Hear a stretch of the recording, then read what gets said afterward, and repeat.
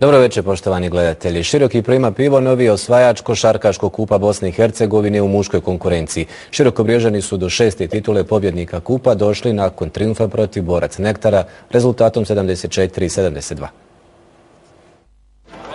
Klub iz Širokog Brijega je tokom protekla 2 dana u Sarajevskoj Skenderiji pokazao da je uprkos brojnim problemima s kojima se sretao ove sezone trenutno u najboljoj formi od naših klubova. Prvo je savladao Bosna Asu BH Telekom, a onda i Borac Nektar.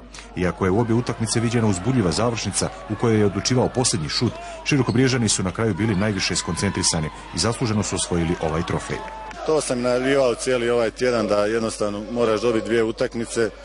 Mi smo, hvala Bogu, dobili obje tjesno i to mi je drago, prvenstveno zbog momaka jer su pokazali jedan mentalnu čvrstoću, jedan karakter pobjednički. Moram naglasiti prvo da je ovo bila jaka teška utakmica. Nekako mislim da smo mi u glavama već osvojili taj kup, a ekipa borca, svaka čast momcima, stvarno su pokazali da ne možeš ništa napraviti bez da izađeš na parket i igraš košarku. Mi smo imali jedno katastrofalno izdanje u drugoj četvrtini da su postigli svega 6 poena. Ekipa Široko igra Goodyear ligu i oni su se adaptirali na tu dosta agresivnu odbranu što nama nedostaje. Ipak mi igramo samo ligu 13 i tako oštre utakmice kao što je bila ova večeras nama hvale u toku sezone. Imali smo šansu da osvojimo trofej, eto taj jedan šut.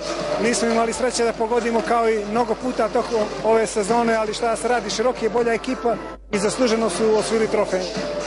Pobjednike je predvodio briljantni Lever sa 22 poena. Banjalučki tim predstavio se u lijepom svjetlu i ako ovako nastavi na putu je stare slave. Najefikasniji igrač Borac Nektara bio je Atan Acković sa 13 poena.